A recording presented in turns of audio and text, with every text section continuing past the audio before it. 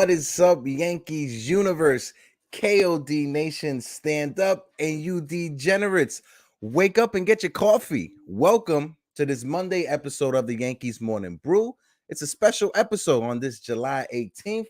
I have a special guest backstage. Been telling you guys for a while, I'm a big fan of his channel, but Jason from Yankee Avenue will be joining us momentarily. I got something queued up for him. Just waiting for everybody to come in. Yes, yes, yes. If this is your first time watching, if you guys can, please hit that like button. Please hit that comment button. And please hit that subscribe button. Follow me on Twitter, Yankees Morning Brew, Yankees Brew KOD. So as well, just like on Instagram, Project Nerd HQ, my guys. And I will be bringing him in right now. Got this thing a little queued up for him real quick. My man Jason from 161 River Ave. Jason, what is good, baby? Good morning. What's happening, man? What's going, man? Thanks for having me. I appreciate you. Looking forward to having some good Yankee talk. Love that 161 River Ave emblem, man. I appreciate you boosting that up, man.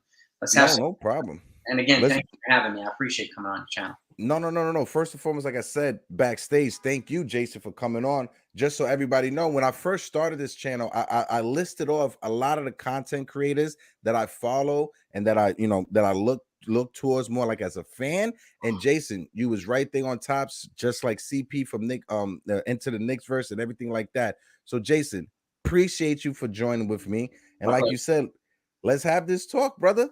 Yeah, let's do it. And first and foremost, I always like to ask people, when did your Yankee fandom begin? When can you say, what could you put a specific date? Do you have a specific memory or game in your mind that you could say that's when it was? Well, my mom used to take me when I was like a little tiny kid. My mom's job had season tickets, so she used to take me all the time. I used to go to like 40 or 50 games that are every year. But the first time that I really took to it is my mom took me to Jim Abbott's no-hitter. That game back in the day, and we were like, I can't believe this is going on. It says a no-hitter. And ever since then, I became a fan. But then when we were at the 96 World Series clincher, when they won a game with Charlie Hayes, that's when I became a super fan. Okay. So took it to a whole nother level. Ever since then, I've been bleeding pinstripe blue. And it's not going to end, man. You know that. It's not going to end. So I love the franchise. I love talking about the team. I love the players. I love anything Yankee world. So I'm really excited to be chatting with you about this, man. Oh, no, definitely. I always love to tell people, for me, it was the 2004 season. I was in high school. I was geeked up with the newspaper. We got the A-Rod trade going. The first game I went to, it was the second month of the season. I was sitting in the bleachers, right? My block in Brooklyn, we was able to do like a community block association, got all the kids. We went to Yankee Stadium, but I got a ball tossed to me by Flash Tom Gordon, right? From Tom Gordon. Ever since then, you know what? Pinstripes bleeding all the time. I was old enough to like be around for like the dynasty era, but I didn't enjoy it. I was into like Power Rangers and Pokemon in the late 90s. I wasn't able to enjoy it. But 2004 and on, bleeding pinstripes, man. Bleeding pinstripes ever since then. It's hard not to, man. It really, really is. I mean, the way that they just carry themselves, the way that they do things is a little bit different and unique in my mind. So being part of a Yankee fan community is special to me. It really is special to me. And I know a lot of them were fueled by the haters too. And it's all good. It's a lot of hate, but we get a lot of love too. Yeah. And this is just it's a special place to be, honestly. And I love being a Yankee fan. I love talking about it. So love it. You said something that also caught my heart backstage. You said you was a Knicks fan, and yes, sir. diehard Knicks fan. I started this content creator in the Knicks community with Orange Tears, Uncle Freezy, Uncle Ron, man. And when you said you was a Knicks fan, boom, another sign from my heart. But I've always joked around with this, right? We're spoiled Yankee fans. We've seen the 90s, 2009. We're spoiled Yankee fans. I would trade one, if not 4 or 5 of those championships just to see the Knicks win it at least once. What's your thoughts on that? Yeah, I would be willing to do that too. It's just kind of, it's like a withdrawal, man. I've never seen one. Just like the Jets. I've never seen the Jets championship either. So it's like just fiending for one of them. Fiending for the Knicks and the Jets. Yeah. Particularly Knicks, though. And I mean, I've seen so much heartbreak. I've seen Michael Jordan break their hearts a whole bunch of times. And Steve Dolan break our hearts so many times, and then the right direction, and something happened. So, look, I'm encouraged by what they're doing now. kind of Same. small pieces and kind of building it the right way. Kind of reminds me of what Donnie Walsh is doing for a little while. And Yes. so I'm looking forward to seeing. I'm really hoping that they, compliment Jalen Brunson and some of these other kids, um, with the Donovan Mitchell trade or something like that, and which will be a nice needle mover for this franchise. And I'd love to see them in the playoffs, man. I really would. Uh, No, listen, when the city just feels so much better when the Knicks are on top. yeah, We saw it a couple years ago when the Knicks were in the playoffs and won one game against the Hawks. But that feeling in the city, the vibe, like the trending, the videos on Twitter, it was just a different animal, But before we get down the Knicks rabbit hole, right? I just wanted to ask you just to segue this conversation. What are 3 moves, right? Because the Yankees did hit a little dry spell, right? But it happens. And 162 games, I always tell people you can't go 162-0. This is not a video game. This is not MLB The Show, right? So yes, they went on their dry spell, but against these last 2 games against Boston, kind of got their mojo back. What are 3 moves that you would think this team needs to do in order to fix that groove to get back on the train? Whether it's a trade, a call up, a waiver wire deal. What do you think, Jason? well, I think the 3 most important areas of need: starting pitching, bullpen, and a lefty outfielder, one who can actually hit right-handed pitching. We have issues with Houston Astros pitching; they neutralize us, and so getting some kind of contact bat who can hit them is important. And it's crazy this year because generally we have most of our injuries in the starting rotation, having them in the bullpen this year. It's flipped the other way around. So the area of need to me, if we can get a Luis Castillo, I would be ecstatic, right? Let's be straight up about that. I would love, with everything, to get a Juan Soto. But if we can't get a Juan Soto, I would be ecstatic with a Luis Castillo and a Brian Reynolds. Those 2, because Brian Reynolds addresses the center field and the leadoff position like that, both at once. And it sets the lineup a little differently. Then you can put DJ, our best contact hitter, at second. And then you start doing Judge, and you put him in more RBI type situations. Judge has many RBI situations, and he still has 70 ribbies. He'd be close to 100 in now if he's batting 3rd or 4th. So, and adding somebody like that, and then adding a competent reliever. Now, I also understand that if you get a Castillo, it's going to cost a lot. Okay, let's just be straight about that. You get a Brian Reynolds, it's going to cost a lot. You get a Juan Soto, it's going to cost a boatload. And we'll show that too. But, in my opinion, if we can get 3 moves, it would be Brian Reynolds. Because to me, as much as I like Ian Happ, he doesn't move the needle for me as much as Brian Reynolds does. So at this point, if they're going to go for it, you might as well go for the gusto, right? You got to go for it big. So I would like an Ian Happ and a David Robertson. I would love a Brian Reynolds and a David Bednar, an outfielder and a reliever. And then you complement with a starting pitcher. And at the end of the day, you can get Castillo and Brian Reynolds for less than it would cost to get Juan Soto by himself. And I love what Juan Soto does, but he doesn't solve the pitching problem. You have that too. So those are the 3 moves that are most important to me. If it could be a Reynolds and a Castillo and, like, let's say David Robertson, or an Ian Happ and a David Robertson, but still a Castillo. I think Castillo has to be one of the prime targets. Deadline, absolutely. We need a co-ace behind Garrett Cole because of the fact that we have some innings limits on guys like Nestor Cortez, and with our first injury, Luis Severino, we have to be careful. And so getting a 1B to put behind Cole, that would frighten up some lineups in the playoffs, and I think it would help us neutralize Houston most importantly. Yeah, because I've had this conversation with a bunch of different Yankee fans or just different content creators in general. When it comes to this Yankees team, right, as it's situated right now, Brian Cashman has one job and one job only. It's to get this team to a position where we could beat the Houston Astros. No other team matters. It doesn't matter. No other team. The Red Sox don't matter. The Rays don't matter. The Blue Jays don't. I know they're in our division.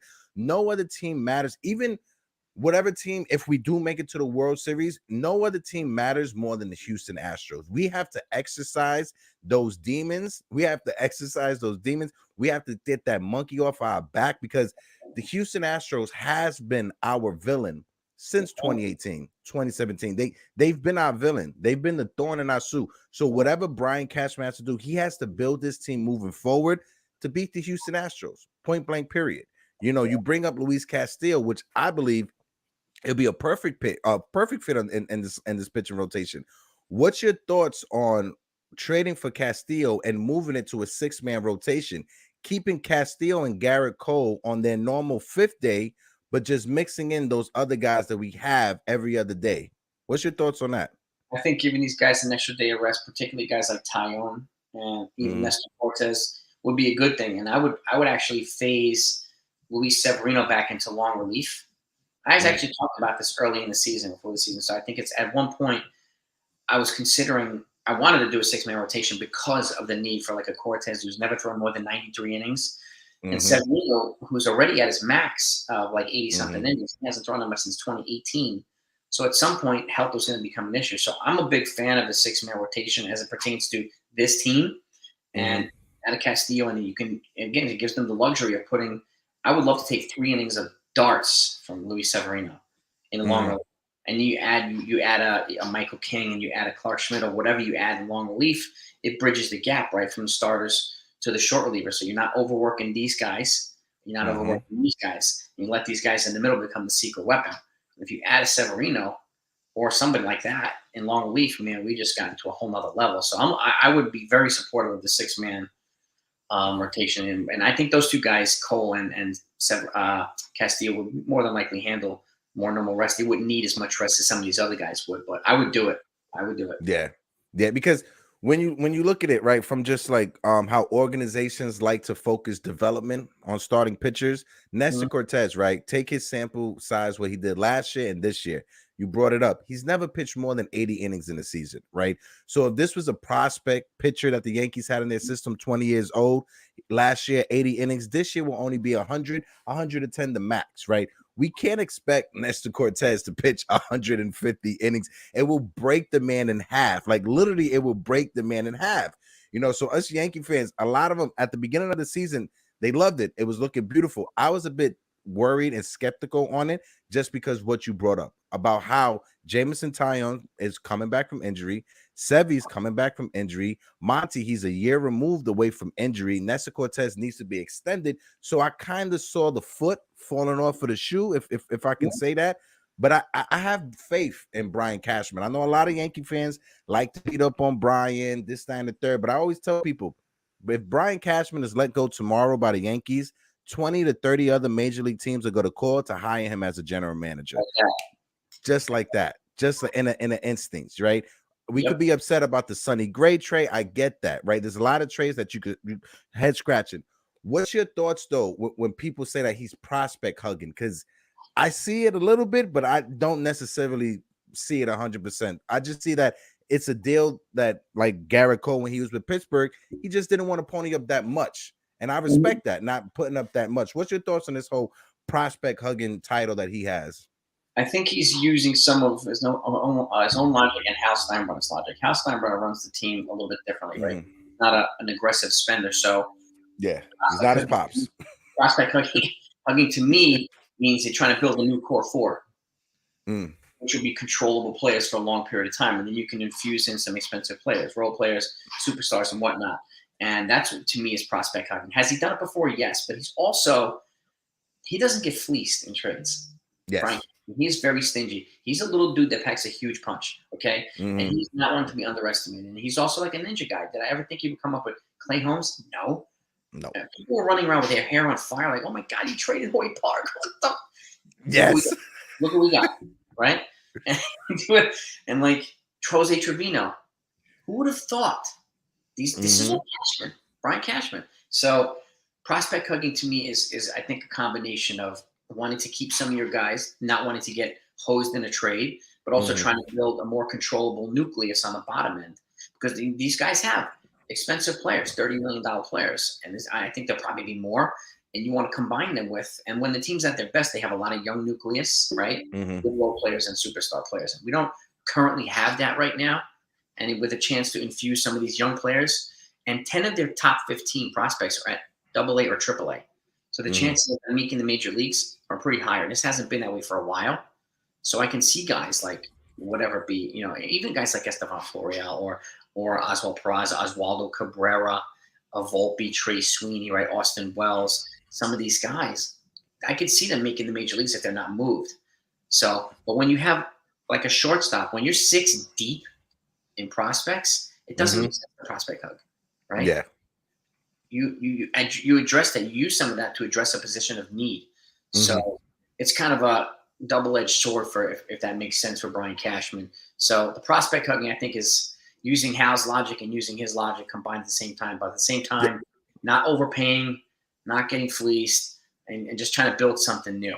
Because at the end of the day, there's only so many Juan Sotos and Brian Reynolds we can get. Otherwise, the payroll is going to be $600 million. And mm-hmm. George might be okay with that, but Hal's not going to be okay with that. So I think Yeah. using Hal's fiscal saving logic, I think that's what it means to me. What does it mean to you? I'm curious to know what you think. Got it. For me personally, you got to find a happy medium, like you said, right? Hal and Brian, find a happy medium in the middle. Just like you said, it's making sure you don't get fleeced on a certain trade. When you look at the Yankees prospects in 2022, go back to 2004, 2005, 2006. Our prospects was bare. We had Melky Cabrera tearing it up in the minor leagues. Melky was our top prospect in the minors. Yeah. But over these past 20 years, Brian Cashman and the Yankees organization have made a conservative effort to get that farm system to what it was. Like you said, go back to the core five. I always love to call it the core five. Go back to the core five. You got controllable contracts. You got controllable guys. That's what the Yankees are trying to focus. Mm-hmm. The Yankees, I think now, they'll spend money on the player that they want the most, right? When you look back, Garrett Cole, the Yankees drafted him out of high school and always have had a fascinate and a love fest for Garrett Cole. Juan Soto, in my eyes, is the same thing because before we signed Jason Dominguez as our international prospect, we was going after Juan Soto. We just didn't have the money to sign Juan Soto. We lost out on him. That's why we made that Chase and Shreve trade. We got Luke Voigt. We got all that international signing money to sign Jason Dominguez. So I'm on board with you when people say that he's prospect hugging. I'm like, no, he's just making sure he gets the best return back for his investment. That's what a businessman has to do at the end of the day. Like that's business 101, making sure you get the best back for your investment. And I think Brian Cashman is doing it the right way. I think he's trying. Yeah, I agree with you. I couldn't agree with you more. Actually, he's trying to strengthen weak areas. They've been notoriously drafting for the past, like you said, 15, 20 years. And now they're getting much better at drafting, particularly in the high end, on the high rounds, so which is a good thing. And tightening areas, getting better player development, better coaching, and to enable them to sign guys. And when they get under the threshold to get Garrett Cole, right? They get under the threshold to do something else. So, and with $100 million coming off the books in the next 2 years, they're in a prime position to add somebody like Juan Soto. Yeah. And he's 23. And he can be a building block here for a long time. And I think he's thinking long too. When you're in a position to strike like this is when you become the evil empire. Instead of the Bronx Country Club, you become the Bronx Zoo. And you make a move like this for everybody, piss everybody off again, and let them hate us, which is totally fine. And then you have the guy you want, and that's it. So Cashman's universally hated one way or another anyway. So no, 100%. What I was gonna say is that the Yankees, right? It seems like for years that they flirt with that moniker, the evil empire, but they've never fully embraced it. Embrace it. Fully embrace the fact that we are the evil empire. We are the most hated sports franchise team in all of sports. We are the most hated fan base in all the sports. Just embrace it. Juan Soto, bring up the fact he's 23. He's going to be 24 in October when the postseason is going on. He's only a couple years older than Anthony Volpe. So if we was to trade Volpe, he's just 2 years older than Volpe. What prospects do you think is going to get the deal done? Is it going to be 6, 8? What package did you have in your head? And also, this is the first time that your major league teams are allowed to trade draft picks as well in trades. So what do you think for prospects and draft picks? Like, what do you think would be the range? What are you putting together, Jason? I should say for I think it's probably going to be. So 2 different scenarios. I think it's going to be at least 5 prospects, right? At least 5. 2 of which, or maybe 3 of which are going to be in the top 5. That's just the reality they have to face, unfortunately. But for a player like Juan Soto, he's a generational player. That's what you do. And right now, this weekend, they have the ability to restock some of the farm because the draft is going on right now anyway. So this is one reason why you take these draft picks. You use them, you trade them, you develop them. But I do think it would take scenario 1, depending on what the Nationals want to do. I think it would take Volpe, Dominguez, maybe Peraza too, or and if let's just say it's those three, and then somebody like Everson Pereira and Luis Medina. That to me would be a pretty robust package. Keep in mind too, the Atlanta Braves gave up their number 1, 2, and 3 for Matt Olson, so it's going to cost at least that for Juan Soto. So and now if the Nationals decide they want to win now too, maybe you can swap out an Oswald Peraza for a Gleyber Torres, give him a major league player, a more win now player, and keep a prospect. So that might be a way of kind of maneuvering things here. I'm also hearing that they would want us to take Patrick Corbin's contract just to get Soto. Corbin got a 6-year, $140 million deal, right? Yeah. Years left. He's owed 23 and 23 and then 35 the last year. So they backloaded his contract. So, and if that's the case, if I'm Cashman, I'm saying, okay, you got to take Chapman, you got to take Hickson, you got to take Gallo. All three. Even if you take all three, you're still saving $40 million on Patrick Corbin. Okay, and 2 of those contracts expire now. So that's where Cashman has to play hardball. So I think the scenario one is prospect heavy or prospect all. And the other scenario is a combo of prospects and major league players, because Hicks could replace Soto, right? And he's a win now guy. So they have their starting outfielder. So for the next 3 years. Yep. Dominguez is not ready yet for the majors. He will be, but if they want to, again, if they want to have a less of an interruption or a total teardown, some major league players combined with some minor leaguers would be a wise idea to do. What's your take? What do you think what's it going to take to get Soto? I think it'll cost at least that much. No. It's very interesting, and I love the Gleyber Torres put into the package because he's having a renaissance and a bounce back year. So you gotta strike while the iron's hot, while his value is all the way up. Strike while the iron's hot, get the most you can. If you can, put him in a trade for Soto. I like that. The prospects, right? You know, at the beginning of the season, if you asked me, was I willing to trade up, or if I ever would be willing to trade Jason Dominguez, I would have said no, right? Jason Dominguez, the talent's there, the potential's there, but he has such a lazy aura and energy around him. It feels like Gary Sanchez. I had the pleasure a month or so ago going down to Tampa to see him play up close and personal, right? Went to go see the Tampa Tarpons. It was awesome. Right behind home plate, he fouled the ball that came through the net right to me. It was fantastic. I had it. But at the same time, he was in the outfield, right? And Jason, when I tell you he had 3 routine pop-ups, 3 of them routine, that landed at his feet. He didn't hustle or he didn't put that extra energy. Every time he dropped the ball, you look right over to the Yankees coaching staff, visibly upset. Last night in the Futures game, you see him tracking down the ball, hit right off of his glove. When I tell you that's exactly what I saw when I was down in Tampa, Jason, that's exactly what I saw. On the flip side, the talent is there. The potential is there. It's just he doesn't have that veteran or like how Derek Jeter had Gerald Williams in the minors to put him under his show. He doesn't have that, and I think he needs that. If there was a way to keep Dominguez, I know it's not possible, but keep Dominguez in a Soto trade, and maybe Soto could be that older brother, that big brother that can give you that little bit of confidence from the major league level and trickle it down.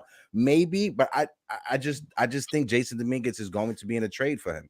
You know, it will be Dominguez, it will be Volpe, it will be Ken Waldachuk, it will be Wisniewski, Oswald Peraza, maybe Elijah Duran as well. It's going to be a lot of prospect that's going to take this to get this deal done. Personally, I think somebody who's going to fall under the radar and the Yankees could keep him, Austin Wells. Because when I saw Austin Wells in Tampa, he hit a home run that left George Steinbrenner Field and left the stadium. He's a good-looking prospect. He is built to be a Yankee. His demeanor, the way he carries himself. When I tell you, when I got there from batting practice, right when batting practice to the end of the game, he was signing autographs and talking with fans. So Austin Wells is a Yankee. He's built to be a Yankee. It's, you know what, and I agree with you too. His demeanor is phenomenal, and he hits the ball really hard. He makes good attack, you know. And the fact is, he's shot up from like our number 20 prospect to our number 4 prospect in 1 year. That shows maturity, that shows progress, and he loves being here. He loves being a Yankee, and that's the other type of player that, you know, like with Matt Carpenter, he loves being here. That's one of the reasons why people love the guy so much. And We love players like that. And with Jason Dominguez, I agree. He's got those Gary Sanchez type of defensive lapses. He does make up for it with a ridiculous bat. I understand that. And the fact is, there's only two players that I would move. And there's only two guys that would move Jason Dominguez for. Brian Reynolds, one, and Juan Soto is the other. But you're right too. He's going to have to go for either one of these guys. And again, if there was a way they can get him without Jason Dominguez, I would do it too. Yeah. If there's a way to get a change, like I would absorb Patrick Corbin's contract to keep Ken Waldichuk. So I would try. That's one I would try. I would give you Hayden Wesneski, but Waldichuk looks special. Like he looks like next kind of Andy Pettit, and with that, and he has this maturity level and this demeanor about him too, and this poise about him. Yeah. So he's another guy to me that's hopefully isn't untouchable. But again, to get a guy like Juan Soto, it's like trading for the modern day Mickey Mantle. You're gonna have to.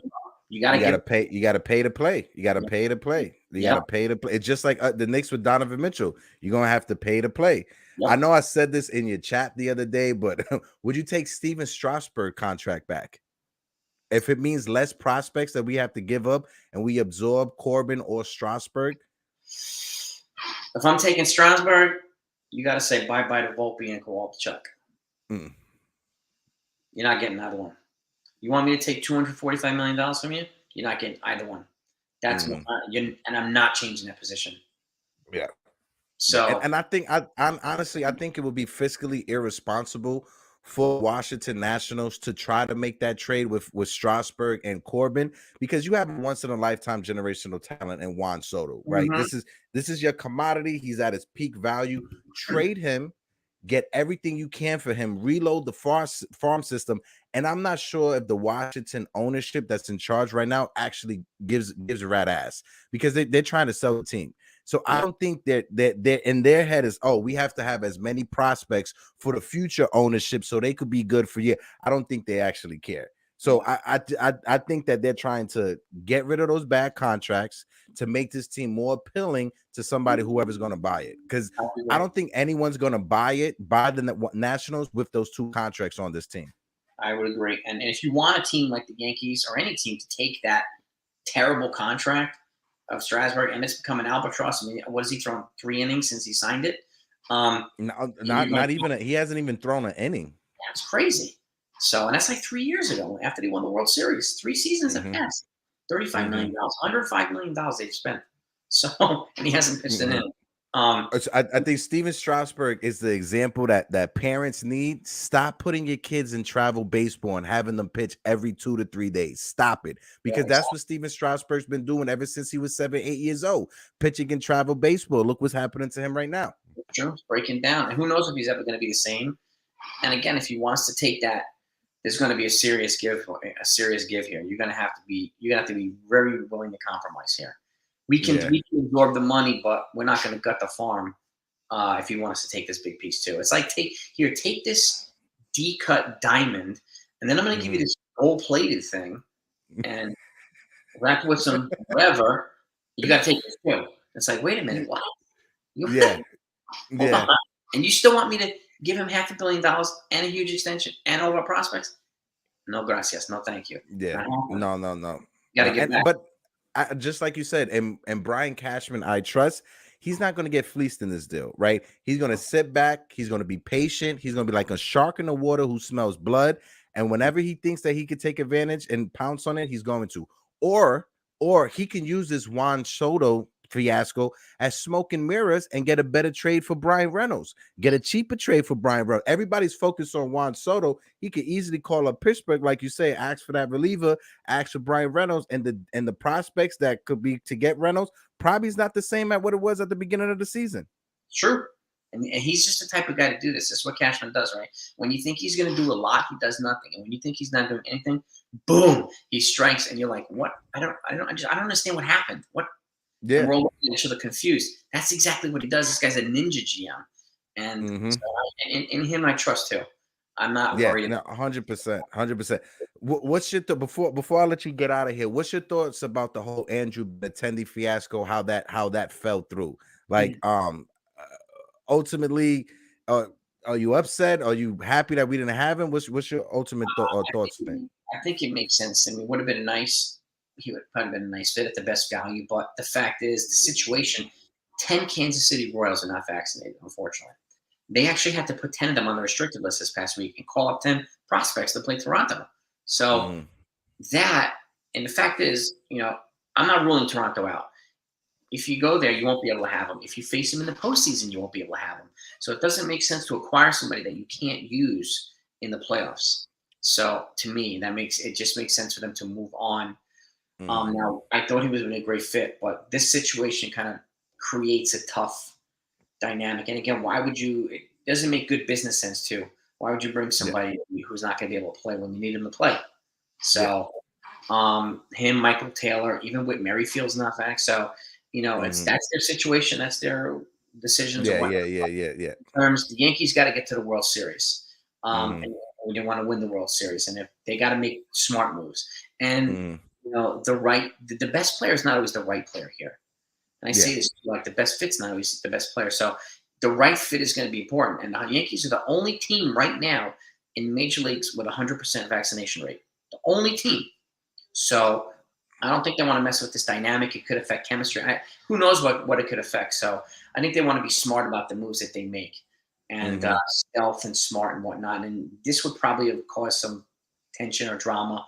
So I think it was smart for them to avoid it. Yeah, 100% on board with you, Jason. On top of, a lot of Yankee fans say, oh, but we only have 3 games left against Toronto, and what, they're not going to be in the ALCS. I was like, I understand that logic, but you got to, like you said, it chemistry wise from the team. And then on top of it, Eric Adams is the mayor of New York City. You don't know if New York City is randomly just going to go back on that vaccine mandate just because if the numbers get out of control in September. So the Yankees are looking for the future. They see the numbers are going up. Eric Adams is always putting out warnings for it. So they want to bite it in the butt now before it gets over there. Rizzo, when we got Rizzo last year, he wasn't vaccinated. But I guess, seeing this opportunity to be with the Yankees, go on this run, you do what you got to do.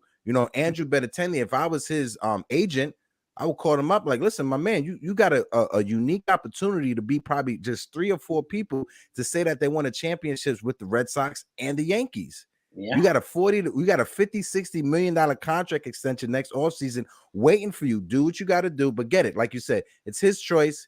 He has to live with it. Whatever he wants to do, you can do whatever you want to do. But it comes with the consequences.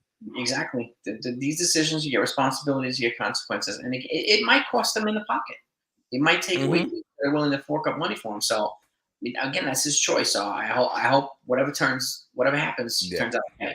So yeah. All I could say. Well, I'm worried about the Yankees. So. No, same. Jason, brother, before I let you get out, I just want to ask you, right, at the end of the day, when you wake up in the morning, what's your favorite coffee to drink? If you do drink coffee. I'm probably gonna get some noogies for this. I don't drink coffee. I had 1 cup of coffee a bunch of years ago. I never liked it. So I'm hot chocolate and tea. Straight up. Oh. What I do in the morning, I wake up, I have my water, I do my stretching, I do my workouts. I'm kind of notorious for a morning routine. And my chi, my splits and all this stuff. I'm a long-time martial artist, so I do nice. Different types of things in the morning before. And I got 3 daughters, so once they're up, I can't do anything really. Yeah. That's your coffee right there. That's my nicotine all day, man. So it's tea, decaffeinated tea for me, and hot chocolate with whipped cream, and just a boatload of water. What kind of coffee do you like? Me, myself, I am a Cafe Bustelo gentleman myself. I grew up in New York City, being Puerto Rican. Cafe Bustelo, when I was 8 years old, I was introduced to it by my grandmother and never looked back ever since. I used to work at Lombardi's Pizzeria down in Little Italy, and we used to get fresh, like straight from Italy coffee, like the strongest type of coffee too. For the espresso machine, fell in love with it there, but it's just like my tolerance for coffee is just so high right now. I haven't had it in years. I just started doing it this past year. Nice, man. It's doing. Yeah. In New York City, you get the best of everything too, man. Pizza, just the work. So, like growing up in New York City myself, in Queens and Manhattan, it's the same little thing. And I spend a lot of time. My daughter's name is Brooklyn, by the way. Oh, nice. There you go. Hey. Yeah, my oldest, my firstborn, she's 4 years old. Her name is Brooklyn. So Nice, nice. That's awesome. It would be funny because when I was waitering there at Lombardi's, people would see this tattoo, and we get a lot of people from down south and try. Oh, you're from Brooklyn? That's why. I was like, no, no, no. My niece's name is Brooklyn. That's why I got it. That was always my way to segue out of that conversation. that's the spot. And my favorite steakhouse in the world, Peter Luger's, is in Brooklyn. So Hey, it's you, so many you good can't places. go wrong with Peter Luger's. Can't go. I knew the head chef there for years when I worked at Lombardi's. He used to come by all the time. Peter Luger's, top notch. Peter Luger's in the Strip House, also by 14th Street. Yeah, baby. You lay the bacon out, you get the schlag at the end with the whipped cream. Like it's heaven when I go there. Heaven. Yeah. And it's the greatest place in the world to me. I love that place. And I love the Yeah. Brooklyn pizza. And I love there's so much good about Brooklyn, man. Brooklyn Any particular pizza spot that you would say that you was a fan of? in Brooklyn? Oh, just in general, in New York City, like just in general. There's so many of them I like, and there's no particular like. I like the kind of the mom and pop places. It's Same. rather than the chain places. So those mom and pops Same. make it legit, and they throw a little basil leaf on there, something like that. I love those piping hot pizzas from those mom and Yeah. pops. I can't name any off the top of my head, but they're all over Manhattan, all over Brooklyn. The best pizza in the world I've ever had has been Manhattan and Brooklyn. Ever in the world, and I'll never deviate from that, man. That I will always go. That's my go-to, Manhattan and Brooklyn. For pizza. That's my spot. I'm a pizza snob. Whenever I'm out of state and I'm like in another state or whatever, and someone says best pizza, I was like, I have to try it just so I can grade you. And 9 times out of 10, it's trash pizza. There's nothing like New York City pizza. It's something with the tap water and the dough, however it's put together, is nothing the same. But Jason, brother, thank you so much for taking your time out this morning, jumping on the panel. Had a great time. Let everybody, I know everybody know where they can find you, but for the people that don't know where they can find you, Jason, let them know where they can find you, brother. My channel is 161 River Ave. It's all Yankees. It's just like you guys made by a fan, for the fan, just like Yankees New Morning Brew too. So I appreciate you. Come take a look. Hope you enjoy it, and make sure you support Morning Brew too by subscribing to the channel. I'm going to make sure all my followers come and check you out and subscribe to your channel too. Appreciate you, Jason. I love spending time with great Yankee fans and great Yankee content creators. And that's what we did this morning. So I appreciate you having me on, man. No, thank you, Jason. Listen, brother, whenever you need me, if you ever gonna have that, you was talking about All-Star, for the All-Star, whatever you need, just let me know, Jason. I'll tap in, I'll be a part of it. Throw the back signal and I'll be there. I got you, man. I got you. All right, later. And like Jason always says, hashtag gang. What's up, gang? That's right, baby. Later, Jason. Later, baby. Oh man, that was my guy Jason from 161 River Ave. I just want to thank him so much for taking time out and jumping on the panel, jumping on the show. But we got to break down this weekend. And you guys know when I have to do some breakdowns, I got to call my man Frankie. Frankie and I, we built a friendship over Twitter over these past few weeks. And I love Frankie. It's like a WWE. I'm just waiting for Frankie to just tap me in. Tap me in. Frankie, what is good, baby? How are we? I'm good, brother. I'm good, brother. Yourself? What's up? Good. I'm good. How was your weekend? First and foremost, is the family good? Pops is good? Everything good? Everyone's great, Awesome. Big Yankee house. So we're happy after this weekend. Yes. This weekend. The weekend, and I know we was talking about this last week, but the weekend, news dropped. Juan Soto, he's on the, he's the hot topic right now. What's your thoughts on Juan Soto? I don't know if you saw the tweet. I think it was last night. It said the top 4 teams to land Soto were LA, the Mets, Philadelphia, and us. So what's up, man? So yeah, it's just been a lot that's going on. I want to take this chance to give a shout out to the chat real quick. Geraldine McIver. Salute Geraldine. Geraldine is someone who's from the Knicks universe. So if you guys are Knicks fans, Geraldine is big in the Knicks community. Thank you so much. My man Chris the Flash. We was doing some watch alongs with Chris and BX Sports Jedi. My brother Keith. Hope all is well. Keith and Frederick. Salute. You got some fans in the chat. Frankie that's saying salute. Chris is saying what's up. Hope all is well. But yeah, with the Juan Soto news, right? Jason was just on breaking it down with me, talking about what prospects he want to give up. What is he willing to give up? Frankie, we was talking about this. Is it time to empty out the farm system? Yeah. What's your thoughts? I think it's time to give up Volpe and Peraza because I feel like we have to give up both of them if we want him. Mhm. But as Jason was saying, I think if we give them like maybe Peraza and a Waldachek, and we take one of those bad contracts off of their hands, that would be huge. Like take off Strasburg, or take what's up, Ma? Hi there. What's up? Sorry, I just No so problem. if we can take off like a Strasburg contract, we wouldn't have to give much. Yeah. Because we're taking it off their hands. Yeah. And like Chris said, I don't think the Nationals, they want to trade him. I don't think they want to trade him to a National League team and have to face him over the next 10, 15 years. I don't think, Mets and Phillies were two like big contenders, but I don't think they would trade him in the East. So I like that. So, but we would definitely take off one of the bad contracts if we don't want to give up as much. And honestly, I wouldn't be too opposed to that because we can always use pitching. So if Strasburg can get healthy, we can always use a Strasburg in our rotation. So yeah, I feel like we would definitely have to give. That's if he was to get healthy. But I'm on board with you. But the Yankees and Red Sox game, I know a lot of us have been pointing out how bad the umpiring has been, right? Over the past week, Frankie and I, we've been breaking down the scorecards for umpires. So last night, right? Well, not last night, but yesterday, the umpire yesterday, he was actually average, MLB average. He was 96.1. He was fine. Yeah. Yeah, he was fine. Probably the best umpiring we had this entire weekend behind the plate.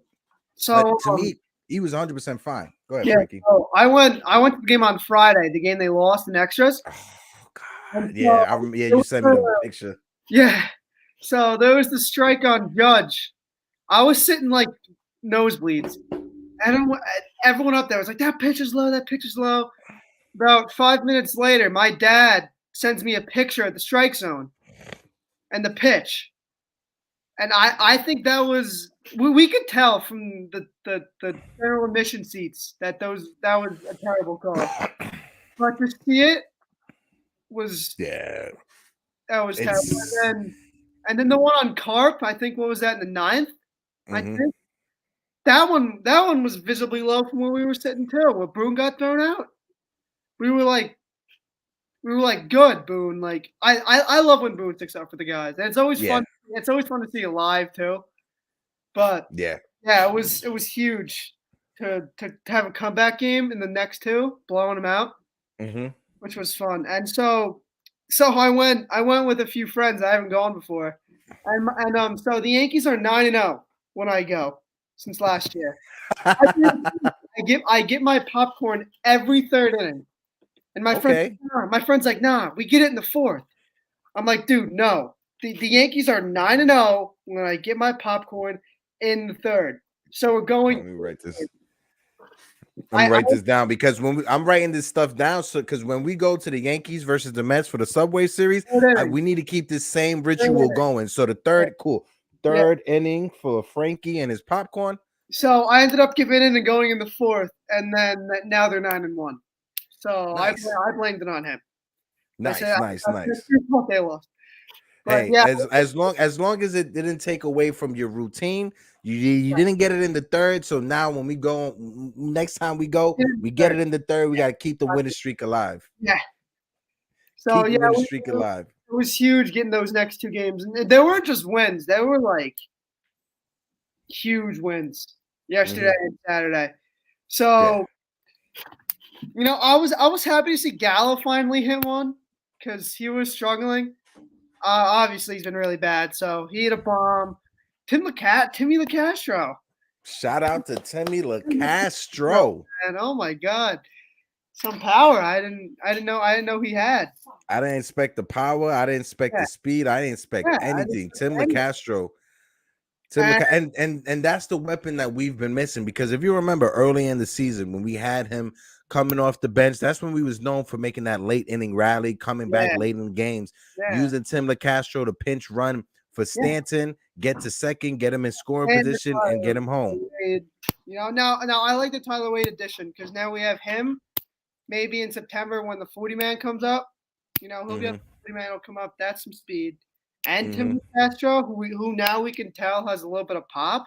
Yeah. You know, that speed and pop combo, I feel like can be huge as a guy off the bench. Like say he pins runs for Stanton, and you know he ends up scoring in the ninth, whatever. He gets on that bat. He has that pop where he can maybe hit one out. So I don't know. Yeah, we saw it yesterday. Yeah, I like that potential of having a Tim Castro guy. And it was good to see Judge heat up a little bit too. Yes, it was. He had a couple big hits. Had two. Yes, it was. Tonight. So yeah, he's been slumping bad. And it's funny, you know, I'm kind of known in my friend group, like with the Yankees, have like a backwards jinx kind of. Like if I say, yo, this guy's been bad recently, he'll hit a home run. I want you to guess what I said Friday night coming home from the game about Judge. He would have 2 home runs the next day.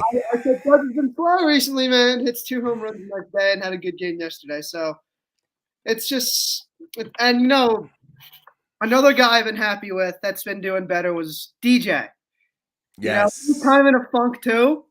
And yes, 3 hits on Friday. He had a couple on Saturday. Had another good game yesterday. So I'm happy to see him finally getting hot. And you know, Carpenter. Oh my God, he's been like a diamond in the rough guy. And I like how he can play the outfield. I love it. Yeah, he did have a little hiccup that Friday when you was there, right? But he made up with it the next day, right? Yeah, and those when you have a comfortable division league like the Yankees does now, I can live with that. Yeah, I can live with that mistake from Matt Carpenter. Yeah, I can live with that. And then you brought up Joey Gallo getting a home run. Listen, Frankie, hopefully Joey Gallo gets on fire for the next 2 weeks, hit about like 5 to 10 home runs, and let's get him out of here. I'm done with Joey Gallo. I am. Get his trade value up. Yeah. Yeah. Question though.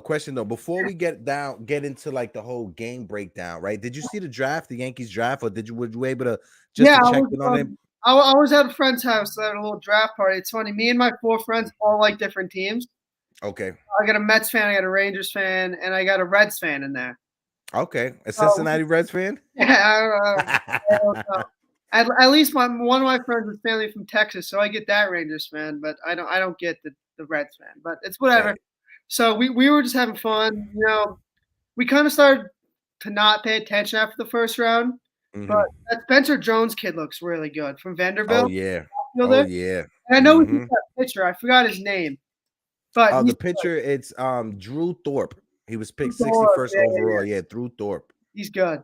And I was watching Spencer Jones's highlights. He's 6'7". Yeah. And he's a big power bat. He's a left-handed power bat. So I really like that pick out of Vanderbilt. And Thorpe too, I like. And we were watching his highlights on and off, so I didn't really watch a lot. But from what I saw, he seems like he has a lot of potential, and he has a look. Drew Thorpe, he kind of has like a look to him. You know what I mean? He's one of those guys. He does. And you're like, yeah, that guy's like legit. So hopefully they both pan out. They're both tall and lanky because Drew Thorpe as well. He looks like he's 6'5", 6'6" himself. Yeah. You know, you bring up Spencer Jones. Spencer Jones is 6'7", an outfielder and a pitcher. His batting average was .370 last year, 12 home runs. His on-base percentage was also high as well. He had a slugging OPS, on-base plus slugging, of 1,100 plus. It's a monster. Bro, those are numbers from MLB The Show when you got your sliders all the way up. He's playing on beginner mode in MLB The Show, it looks like. 100%. But let's break down last night's game. I mean, I keep saying last night, yesterday's game. Hold on 1 second. Boom. Let's start off with the Red Sox, right? The Red Sox, they pitched 9 pitchers yesterday. Yeah. So Frankie, I'm gonna let you do the lineup because it's a mouthful for those pitchers. So Yeah. Frankie, start off with the lineup, break down the lineup and what they did at the So plate. Duran went 0 for 4. Devers, thank God, he kills us. 0 for 3, which I love. Bogart's 0 for 2. JD 0 for 2. Verdugo 1 for 4. Vasquez 0 for 2. Frenchie Cordero 0 for 3. JBJ 1 for 3. And Jeter Downs brought in only 2 runs of the game. His first career home run for Cole, which was like, thank God we blew them out because that was kind of cool to see. Yeah, it Even though was. he's a Red Sox, it was kind of cool to see his first home run named after Jeter at Yankee Stadium. So I guess that was cool.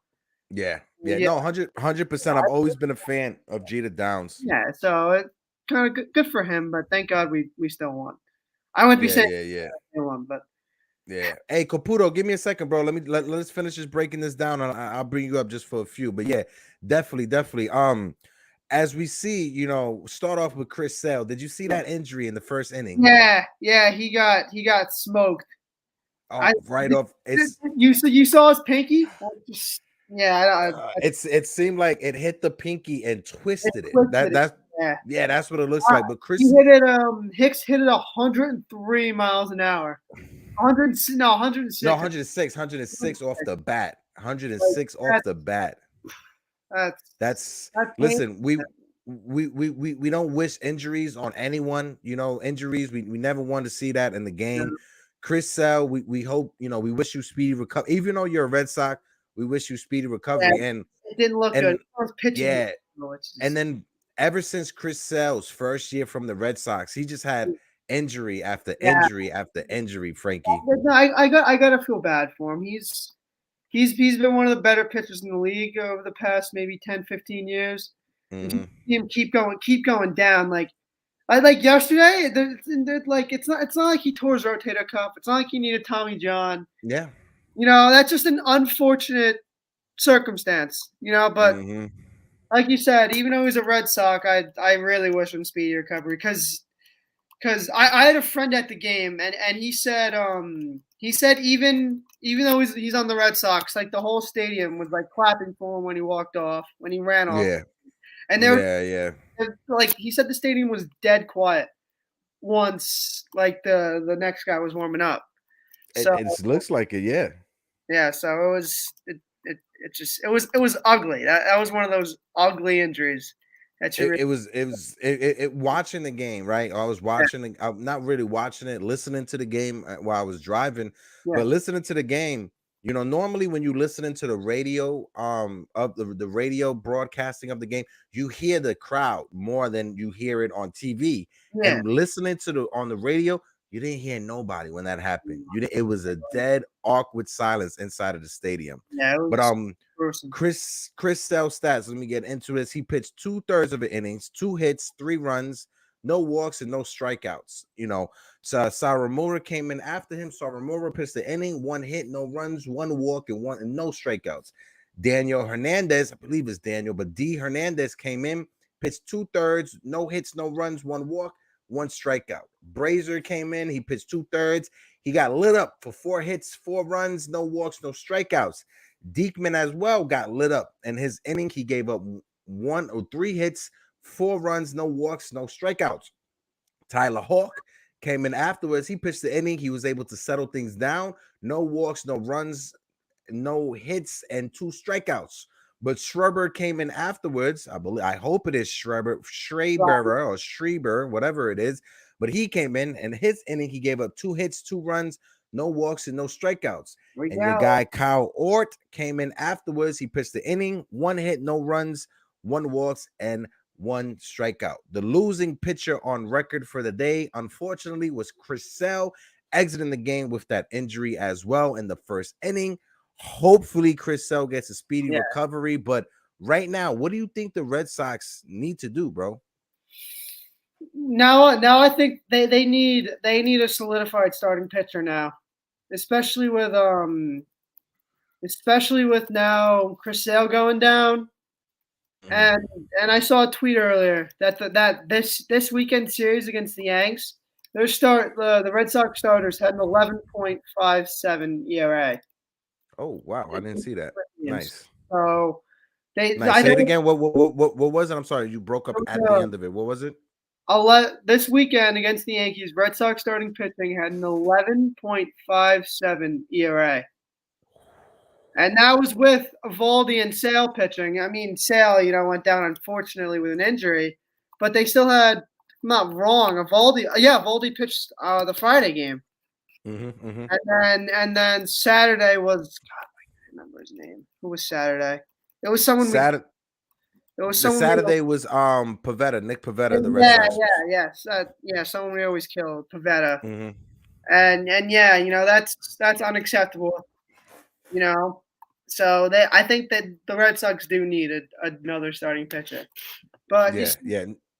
Tanner Houck, he's their closer now. Mm-hmm. But he started in the past, so maybe he can jump in. But I don't know. I feel like starting pitching and just pitching in general is always their weakness, especially in the past 2 years. So they definitely need a starter and maybe a few bullpen arms. Yeah, I honestly right now, if Frankie, if me and you are in charge of the Boston Red Sox, right, you and I will have to have a serious conversation, take a step back, and assess this team. Look at where we stand when it comes to prospects overall. Are we happy with it? Could we do better? Look at where we at with the standings, right? Is if there's a way for us to get a starting pitcher here or another bat here, how much will it cost? But ultimately, I think over the next 2 weeks, the Red Sox will have to figure out, should we and are we competitive for this division and wild card? Because over the next 2 weeks, if the Red Sox fall out of it even more, you got Rafael Devers that they could trade to get some prospects back. Xander Bogaerts they could trade to get some prospects backs. JD Martinez as well as someone they could trade to get some prospect backs. So is that something you think the Red Sox need to think about? I mean, the Red Sox are. I think they are a competitive team. I think they have a chance at the wild card, but I don't think they have a chance at the division because they're 0-10 and have one tie in series in the division. So they have not won one series in the AL East. 0-10 and 1 in the AL East, and so I don't think they have a chance at the division.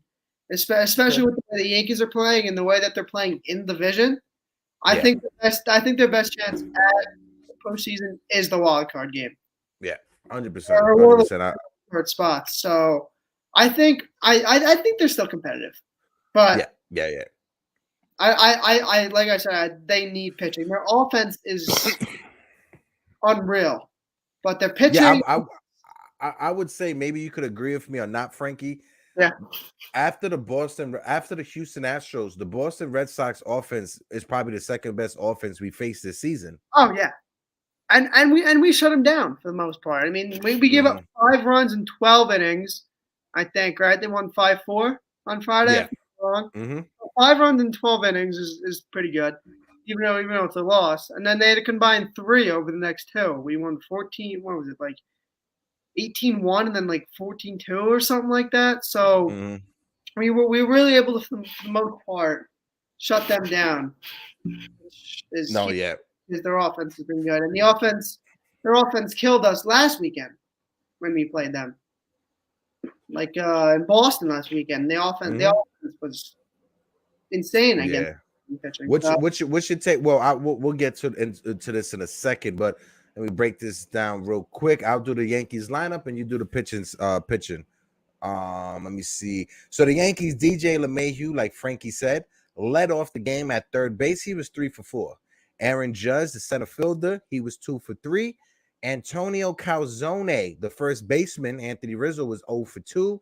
Gleyber Torres, the second baseman, he was 0 for 5. A little bit struggling in yesterday's game. But Matty Carpenter, the DH, was 1 for 4, keeping that hot streak alive.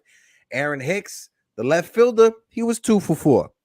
Isaiah Kiner-Falefa for the shortstop was 1 for 4, made a few spectacular plays in the field. Got to give it up to IKF. He looked sharp yesterday. Tim LeCastro, the right fielder, who's probably going to be a big contributor on this team for the rest of the year, he was 3 for 5. Kyle Higashioka, the home run stroker, he was 1 for 3. last night. So overall, I mean yesterday, overall, this lineup bounced back pretty good. Frankie, take it away with the pitching, baby. So Cole threw 7 innings, gave up 4 hits, 2 runs, no walks, 12 strikeouts. I think, I mean, maybe not statistically, but watching it, that looked like that looks like the Cole that we paid $300 million for. Mm-hmm. You know, coming off a bad start last weekend in Boston, Yeah, he knew that, and he overperformed. I think he struck out. I think he struck out Devers 3 times. I'm not wrong. 2 or 3 times he struck Devers out. no, I think it was 2 times he struck Yeah, Devers out. But that first inning he pushed Devers back because Devers was trying to lean over and pull that slider for a home run, but he got him at the feet. Yeah. So that was definitely a great bounce back against Boston for Cole. And then Lipke came in, threw an inning, no base runners, no runs, had 2 strikeouts. Johnny Loizaga had thrown an inning, gave up 2 hits and 2 strikeouts. I think that was, he didn't look that great, Loizaga, last night, but I think he definitely looked a lot better than his last outing. Who was that against? I can't remember. Oh no, it was against the Reds. He definitely looked a lot better. Yeah. So that was definitely better for him to have a little bit of a bounce back, which I like. And the winning pitcher, Garrett Cole, he's now 9-2. Yeah, and it's a solid way to end the first half of the season. I I know these past 2 weeks, I know a lot of us Yankee fans, have been just lost, have been confused because this team is not looking the same like we were for the first 2 months of the year, right? But ultimately, we had a great way to end the first half. Wouldn't you say, Frankie, this was from 1 to 10? From 1 to 10, where would you mark this at? 10 being the highest of ending the first half. What's your thoughts? I think that's a 10 of way to end the season. Beating Boston by 15 2 nights in a row. Mm-hmm. Coming off that first loss, that is a 10 of a way to end the first half. Yeah, I would say like for instance, if we even winning the last 2 games, if we would have won the last 2 games 4-2 or 4-3, I would have been like, all right, we ended it on an 8. But the fact that we outslugged and put a beating on the Boston Red Sox these last 2 days, I'm like, yeah, that's a 10. That's a way to end it. Yeah. So I loved it, and they're just, we were in this little slump coming off the Red Sox series last weekend, and then dropping 2 or 3 to Cincinnati. Mm-hmm. And then after the first loss on Friday night, I was like, maybe we're coming down to earth. But then we absolutely killed it the past 2 days. So 100%. I think that was I'll give it a 9.5 of way to end the season because I would have liked the sweep. I would have liked the sweep, but still. Salute my man Matt Proto. You said 9.5. I'm gonna say a 9.6. How about that? Go a little bit higher. 9.6. Yeah. 9.6. I'll give it a 9.5. Now that I really think about it more, because a sweep would have been awesome, but the next best thing to a sweep is winning the next 2 games by 15. So, copy. Definitely a great way to end the year. Frankie, what are you doing over the next 2 days? Because I know the Yankees have a break till Thursday. What are you doing over tomorrow? We're not going to have a show. Wednesday, we're going to come back with an all-star home run derby special, whatever. You available Wednesday? Yeah, available Wednesday. Okay. For sure. Copy. If you can, if not today, tomorrow, I message you my phone number. Hit me up. That way we could we could talk about 10-15 minutes. Let's come up with some segments for this week and for next week. That way we could just lock you in and just have it official. All right. Got it. Copy. Frankie, brother, thank you again for stopping by. Everybody, make sure you follow the Joey Gallo stand on Twitter. My man Frankie Pots and Pants. Later, right, baby. Later, man. I'll see you. Later, bro. Later. And before we leave, right, I gotta let the cap come on. I gotta let my man Coposito come on just to chop it up for a few. We're gonna cut it off at like 12:10. So just for the next 5 or 6 minutes, I'm gonna have my cap come through and we're gonna chop it up. Michael Caputo. How you doing, man? Up, baby? Good morning. Haven't seen you in a couple of days. Hope you're doing well. Yeah, man. I was just gonna tell you. So I love the way this team ended the first half. They ended it on a high note, just what I wanted, because I was getting nervous there for a little bit, man. I thought that we were gonna be limping into the All-Star game with a series loss against the Red Sox, but They cleaned up the mess. They got they had that horrible series against the Reds. They bounced back and beat the Red Sox. So I would definitely grade this first half of the Yankees 9.5. I gotta give them a 9 because they definitely. So I give that like an A. I give their first half an A minus around there. And I love the way they close it out. And now we're hearing some rumors about Juan Soto. So what do you make of that now? Man, I'm all in it, bro. I'm all in it. Listen, Juan Soto's 23 years old. Not sure if you was able to catch the beginning part of the show, but we did have Jason from 161 River Ave on, and he broke it down beautifully. Listen, you got to pay to play. And Juan Soto's the type of person you got to pay to play. Yeah, but like, feel me out on this now. Like, now, if we get Juan Soto now, we're gonna have to give up all our top guys, like basically gut out the farm system. How are we gonna go get Luis Castillo now? Because we need pitching. Oh no, yeah, definitely. I think there's a way that Brian Cashman can figure out a way to trade for Juan Soto and for Luis Castillo, and this is why. The Nationals, right? Mm-hmm. The national ownership is in a weird predicament. They're trying to sell the team within the next 2 or 3 years, right? Yeah. But in order for them to sell the team, they cannot be that deep in the luxury tax threshold, right? Yeah. Because Michael, say like for instance, I'm selling the Nationals to you, right? But you as a businessman, are you going to buy a team or buy any corporation that has a huge luxury tax that's attached to it? That once you take over this team, you're going to be in the penalty and have to pay so much luxury. Is that an investment you're willing to make? No, I mean, they're going to have to sell Juan Soto because he already turned down what did he turn down, a 424 million contract? 450. But if you was to do the math on it, right, and look into the details of the deal, it's $30 million a year, and the Washington Nationals were trying to how can I say is divert the money that way. It comes later on in life, not while he's playing. So they wanted to give him half now and half later on, and he said no, rightfully deserved. Mikey, if that was me or you, I would say the same thing. Honestly, you're not going to pay. I want to get paid now, not when I'm 50 years old. Pay me now. Yeah, but I want to start it really bad. I want to pitch it, and I'm afraid that if we give up everything for Juan Soto, we're not going to be able to give up Castillo. But we just look at the prospects here. They're probably going to want Dominguez, Volpe, and Peraza, the Nationals. So then where does that leave us to get Castillo? We only have Waldichuk now. They have Austin Wells.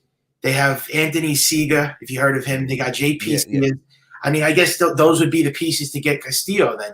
Because then no. This is what we could do, right? When we're having these negotiations, or Brian Cashman, when he's having these negotiations with the Nationals, this is what he could do easily. We'll take back Patrick Corbin.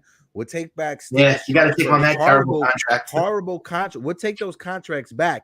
But that means you're not getting a Volpe, you're not getting a Dominguez, and you're not getting a Peraza. You could get any other prospects we got. But if we're taking back 180 and 106, basically almost $300 million in contracts, dead weight money from your organization, the prospects are going to be cheaper than what you think they're going to be. And on top of it, if we take back that dead money from Corbin, right, or from Strasburg, they're going to have to take back Aaron Hicks. Absolutely. They're going to have to take back Joey Gallo and Aroldis Chapman. Because if we bring back Patrick Corbin or Strasburg and you take back Hicks, Gallo, and Chapman, you're still saving $40 to $60 to $80 million. Yeah. Well, I don't think they'll get Strasburg. They're gonna have to take on Corbin. One or the other. Yeah. I'm just. But this is the thing I don't get with Cashman though. He says he doesn't want to give up Peraza or Volpe for Castillo. You have to give up. Peraza because they have two shortstops. They don't need two shortstops. The Yankees. I mean, they're both shortstops. So you're gonna have to give up Peraza at least to get Castillo because then it's not. Then we can't get that deal done. So they're gonna have to surrender one of those guys. Yeah, I think ultimately, I don't think the Reds are trying to get Peraza because the Reds' top 2 to top 3 prospects are shortstops and second basemen. So I don't think the Reds are even interested in Peraza. They may be interested in Volpe because Volpe. Yeah, because then if not those two, then who you think we could get Castillo without having to give up our top guys? No. We're not just gonna have to give up Peraza for Castillo. We would have to give up like a Ken Waldichuk, right? Yeah. We would have to give up a Hayden Wisniewski, right? We Austin would have Wells. to give up I don't want to give up Wells, but Elijah Duran, Austin Wells, right? Yeah. We got JP Sears. What JP Sears they could give up? We got an outfielder, Everson Pereira, who's a switch in the outfielder who I really don't want to give up on. But if we and don't forget, there's another there's Oswaldo. There's Oswaldo Cabrera. Yeah. You got Peraza, you got Cabrera, you got. Don't forget they got they have that guy Roderick Arias. Yeah, they could give him up too. And he's Roderick Arias is the one that I wouldn't give up because he's 16 and the potential is there. Like he's ranked 12th right now. They have Mobley and Peraza. They don't need. They have to give up one of these guys. No. But what I'm saying, I'll give up Volpe and Peraza before I give up Arias because Arias is only 16 years old. Oh, so you think he's got more potential than those? Yeah. He was the #1 international signing prospect. They're saying that he has more potential than Wander Franco. Really? Wow. On the Tampa Bay Rays. Yeah. Roderick Arias at 16, he's ranked 12th in the Yankees farm system at 16. Mm-hmm. And low single A, he's ranked 12. Like he's I think they got him in the top 30 and major league prospects or top 40, and he's only 16. Yeah. So you're confident we're gonna definitely do something at the deadline. We're gonna make a big splash, right? Oh yeah, we're gonna make a big and then like speaking with Jason earlier from 161, he brought it up, right? And it was an awesome way to segue it. Right now, the attention is on Juan Soto. So this is the perfect opportunity for Brian Cashman to call up Pittsburgh. Hey, we'll trade for Brian Reynolds, but that deal you wanted at the beginning of the season is not what you're going to get now for Brian Reynolds. Everybody's focusing on Juan Soto. So that package for Brian Reynolds is not that expensive as it was at the beginning of the year. Yeah. And I hope even a week ago before the Juan Soto rumors was I hope Brian Cashman finally gets on his high horse and says, that's it. Now we're going to do this for Juan Soto because it's worth it. He's a generational talent. He's 23 years old. You're not going to get another opportunity like this again. I mean, this comes once in a lifetime. This is your best shot at getting Juan Soto. I think he's the best player in baseball. I mean, I love Aaron Judge. Hands down. Juan Soto's the best hitter in baseball since Barry Bonds. Yes. And he hasn't even reached his prime yet. So he's 20, Mikey. He's 23 years old. He's literally a year and a half older than Anthony Volpe. He's literally a year and a half older than Anthony Volpe. Yeah, that's crazy. That's nuts. I'm 100% doing this move 100 times over. 100%. But I hope Ryan Cashman's not going to act like he's acted the last 20 years. The guy just doesn't step up and go the extra mile when it comes to pushing the envelope. We have to win a World Series, man. The time is now. I want to win right now. I think Juan Soto is what moves the needle and pushes us over, right? And I think Juan Soto is who Brian Cashman is going to target for this simple reason. One, what did Juan Soto do against the Houston Astros in the World Series? He destroyed. He kills the Astros. He destroyed Justin Verlander in the World Series. He's right? Geraldine. Salute Geraldine. I appreciate you so much, Geraldine. Thank you so much for. He kills the Astros. Yeah, he kills the Astros. And right now, like I was talking with Jason, this Yankee team, Brian Cashman, you're building this team for one thing and one thing only, to beat the Astros. It doesn't even matter who we face in the World Series. Right now, this team has to beat the Houston Astros. The Astros exercise those demons. They've been a monkey on our back since 2017, 2018. This is the move you got to make in order to do that. Yeah, the Houston Astros are the main obstacle, and in order to get to the World Series, you got to beat Houston. The Yankees have passed every single test except for one, the Houston Astros. You got to beat that team. You want to go to the World Series, that's the team that stands in your way. I mean, you got to beat them. That's it. Yeah. That's it. Mikey, I'm about to dip off here. Yeah, bro. man. But before we dip off, I want to ask you this one question. You seen the draft yesterday? What's your thoughts on the draft? I mean, I don't know who these guys are, but I mean, let me just tell you right now. I'm never into the first pick they got, right? This guy right here, Spencer Jones, right?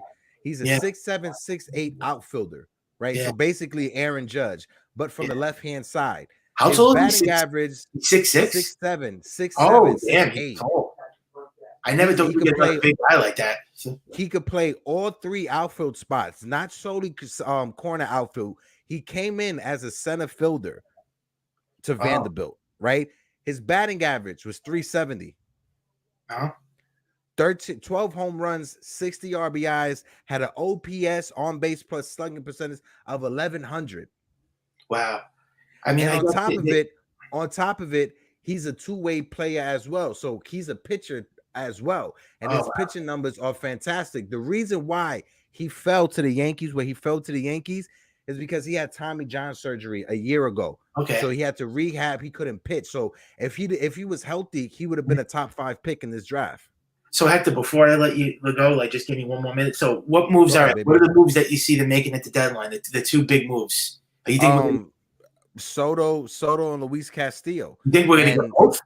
Yeah, I think Soto and Luis Castillo. If we do not get Soto, we would get Brian Reynolds. We would get the reliever from Pittsburgh and Luis Castillo. Luis Castillo. Brian Cashman is going to get Luis Castillo. To me, there's no ifs, ands, or buts on that.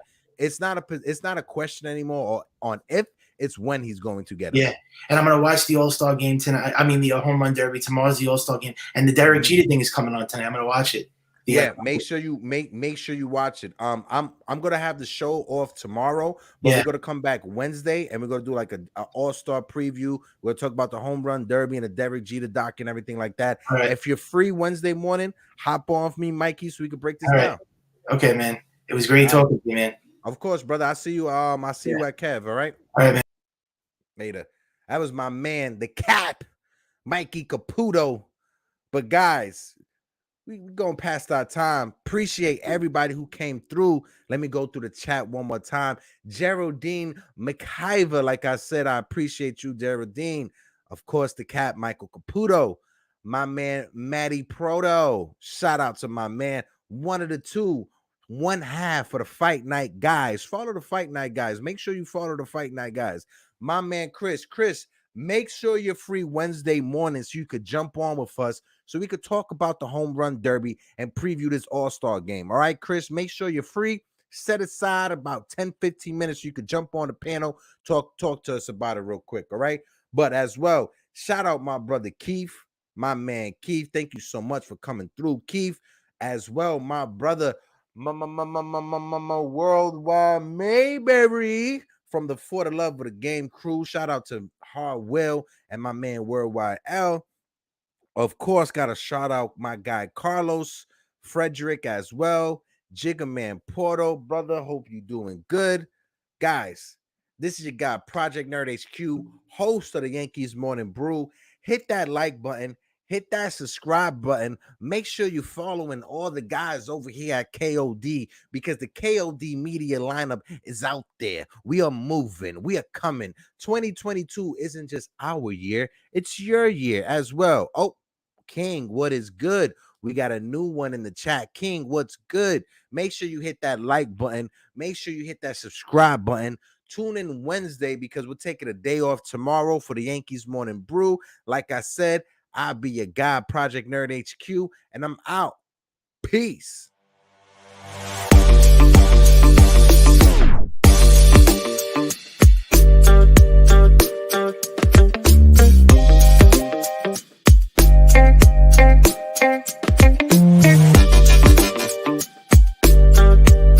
Damn,